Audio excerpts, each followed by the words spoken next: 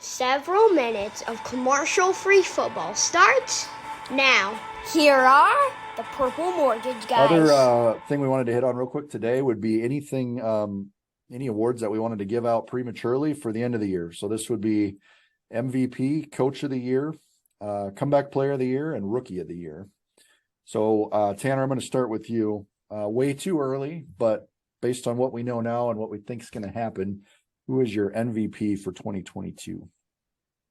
I don't know if this feels unanimous or not. I know we didn't talk about this at all beforehand, so I'm curious to see what you guys say as well. But I feel like it's unanimously Josh Allen right now, I guess, as the MVP, playing on the best team in the league and putting up consistently pretty big numbers every single week. So I'm going to say Josh Allen is going to be this year's MVP. Goose? I would never argue that. I'm kind of in between Hurts right now and Mahomes, with Mahomes losing Tyreek and still maintaining the same level of competition, and then Jalen Hurts also. Some people like them going into the year, but they didn't picture undefeated. I feel like that always gets some weight in an MVP, is kind of who boosted their team up the most. I'll go Pat Mahomes. You're kind of hedging your bets there because you're saying the Bills are going to finish undefeated. And if that happens, there's no way that Josh Allen's not the MVP. But then you also open it up for Mahomes. So I like what you're doing there. I lean Josh Allen as well, but I could certainly see if Hurts stays healthy and the Eagles do well, him taking it home as well. So I'll just go Jalen Hurts, just so we've got some different names on the board there. So I'm banking on like Josh Allen winning Offensive Player of the Year, but maybe not winning MVP because their defense is really stout and they have Diggs and they have Gabe Davis. And I think he maybe loses a little credit because their overall team is so good. All right. Who is the Coach of the Year? You already know mine, so we'll skip mine. I've got KOC penciled in there. So what do you guys got? I'm going to go with Brian Dable, and this also, I guess, well, I shouldn't say I guess it feels unanimous, but to me, like going into the season, I felt like the Giants were actually going to be like a bottom feeder in the league, one of the worst teams in the league, and they've already doubled their win total halfway through the year for what I thought. What if they finish like 10-7, 9-6? Do you still feel that way? No, I wouldn't. Well, no, he probably would win. He'd still be a candidate at that point, but I don't think he would be the favorite to win at that point. But through 7 weeks, I would say Brian Dable is definitely the favorite. The Giants He's definitely the leader in the clubhouse right now. On paper, they don't look like the most talented team in the league, and they are still 6-1 and finding a way to win games. So that's props to coaching. Nice. I think this might be the most difficult year to predict this. You see all the young coaches, like if the Dolphins get back on track, Mike McDaniel to take them over. We haven't talked about Nick Sirianni yet, which is the only undefeated team left in football. Brian Daboll has been amazing. Robert Saleh with the Jets is 5-2. There's a lot of young. Pete Carroll resurrecting the Seahawks when no one really gave them a chance. So you get like 10 down the list and you're talking about maybe the best coach in the NFL with Andy Reid is really not even like in the conversation, which is pretty crazy. So I'm going to go with the low hanging fruit and say Nick Sirianni. Undefeated. I think they're going to finish strong. And I think he wins it off of that. All right.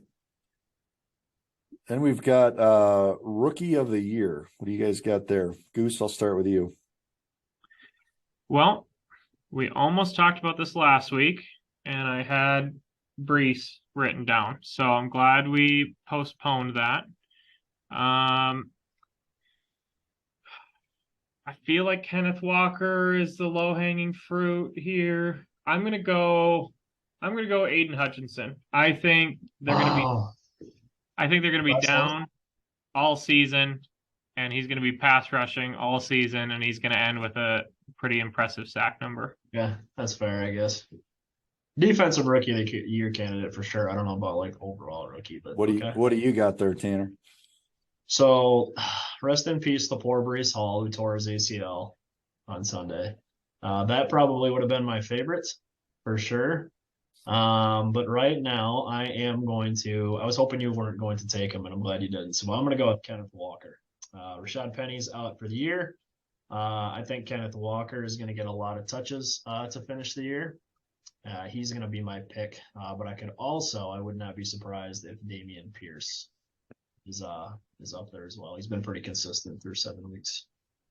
I would jump on with the Kenneth Walker bandwagon here as well. I just think he's putting up a lot of yards, and if Seattle keeps winning, that's going to be a big part of it. So I'll side with Tanner on that one. Last one we've got is the NFL Comeback Player of the Year, and I'm going to start here with Tanner on this one. So I don't know if my pick for this is actually like a legit candidate, because I don't think most of these players that win this award is somebody that was hurt last year, torn ACL or something crazy, and then came back and had a spectacular year. But it has to be Saquon Barkley. This also feels like fairly unanimous for me, I guess, just because he's been so disappointing for the most part since he was drafted. And I think he is like top 2 or 3 in the league in rushing through 7 games this year. So I'm going to say if he continues that going forward and stays consistent, he is going to be the favorite and the winner in that category. Nice. Goose? Yeah, I think that's hard to argue. Banking on the future and the way we all reacted last week, I'm going Christian McCaffrey. I think he's going to have a insanely good second half of the season. Yeah. And win the NFL Comeback Player of the Year. I'm going to go with Geno Smith. It's a little bit out of the box, but I just feel like we're going to float on the Giants. I think they're going to come back to earth. Probably like Saquon's going to have to be a lot quieter than he is now if that happens. Still not sure if McCaffrey's going to stay healthy. Could totally see that happening if he does stay healthy. But I'll go with Geno just for what the Seahawks are doing. So that's interesting because I think a lot of those scenarios could play out and we could be dead wrong on all of them as well. So it'll be exciting to watch the next few months and see how that all unfolds. So